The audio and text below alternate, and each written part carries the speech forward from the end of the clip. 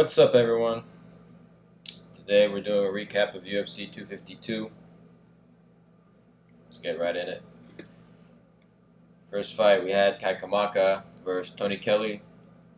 It was a close fight. Kamaka pulled through. This was my bad when I was looking at their records. ESPN had it as Kamaka was 0-1, so they had a typo, and I should have checked Sherdog. They were both making their UFC debut. I hadn't seen them fight before, but it's just how it goes. Up next, Dawkins versus Porter.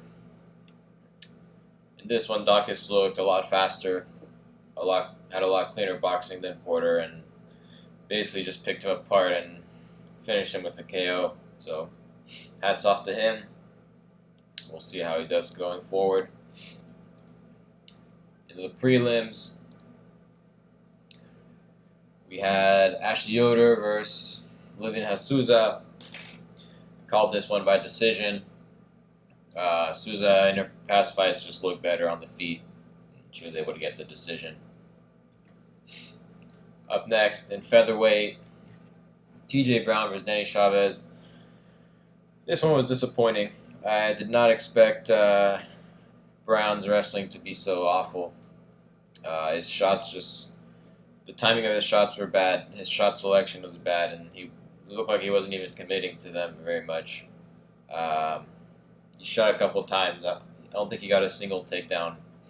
And Danny Chavez looked great on the feet, and credit to him for stopping the takedowns, but Brown needs to work on his wrestling big time. Up next,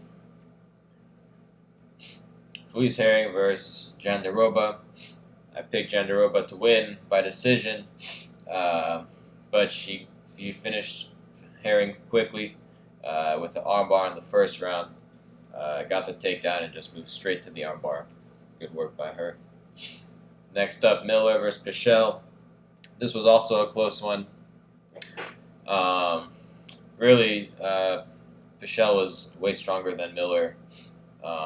Surprisingly, he was able to keep his strength up for 3 rounds and had great cardio.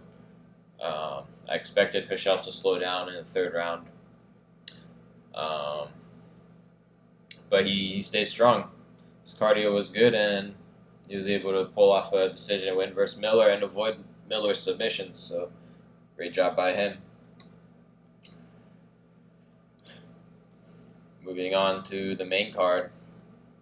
Started off with John Dodson versus Merab Valishi. In this fight, I picked Dodson. I thought he was going to use a lot more movement. He was just moving back a lot. Wasn't really getting inside of Merab's reach where he could really land some shots.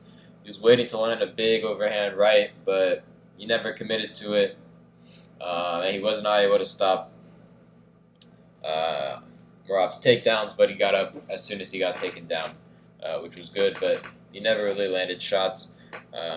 He never got his range. And he never got going. So Merab took that one. After that, we had the featherweight fight, Herbert Burns versus Daniel Pineda. I thought Burns was going to walk through Pineda, who was making his UFC debut. But I made my decision on Thursday. Burns came out, weighed in 5 pounds overweight. You always have to be worried when an athlete weighs in 5 pounds overweight. He might have had a really hard weight cut.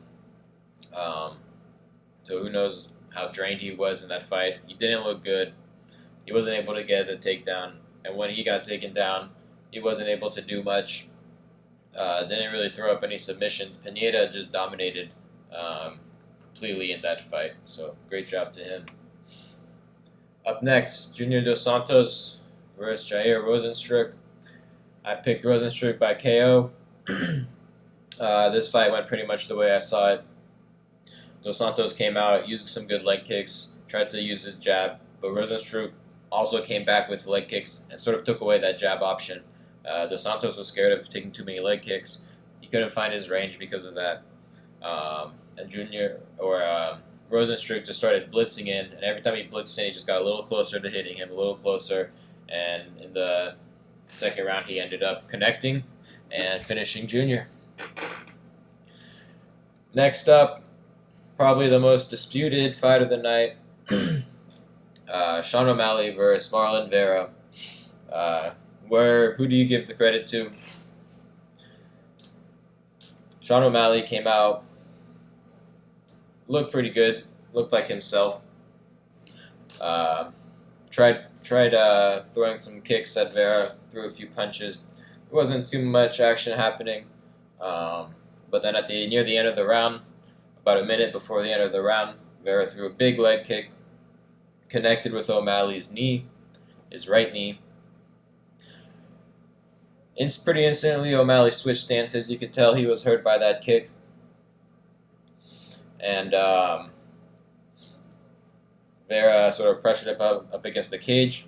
O'Malley tried to create space. I think he was just throwing a feint, stepping forward with the feint, and rolled his ankle pretty bad doing that. Vera ended up taking him down and beating him with ground and pound.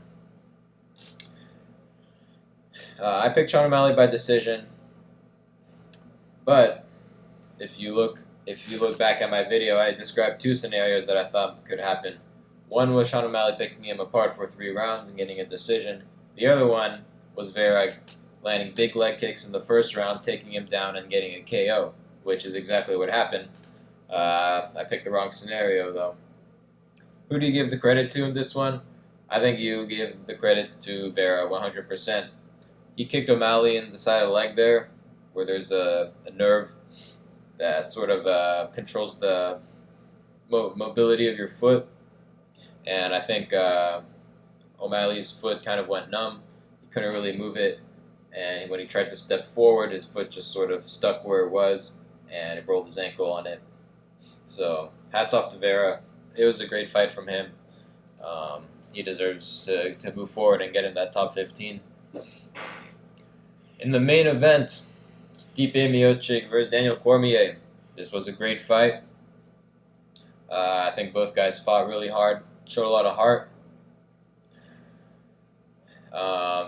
Both guys came out looking good. Cormier was going for takedowns in the first round. Got a takedown, held Stipe down for a little bit, but Stipe got up. I thought Cormier would hold him down a lot more, especially training at the same gym as Khabib or Magomedov, where he's probably the best in the world at holding someone down and keeping them there. Stipe got up, and Cormier didn't get another takedown for the entire fight, which, again, it was surprising to me. I thought he'd really go for more takedowns, especially in the later rounds.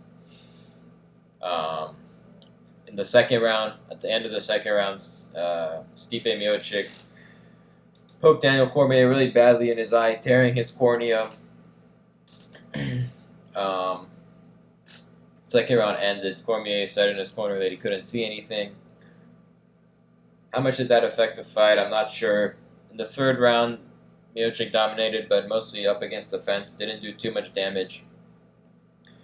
But Cormier usually takes the third round off. So I don't think his eye was the reason why he was doing that. And then in the fourth and fifth rounds, Cormier was landing pretty good shots. But I think that if he could see out of his eye, he probably would have landed more shots, more precise. So who knows what would have happened there. Miocic got a clear decision, though. Too bad the ref didn't see that eye poke and give Cormier time to recover. But great job to Stipe, greatest heavyweight of all time. So after that card, I end up being 3-10, and $100 on each fight would have landed me with a loss of $536.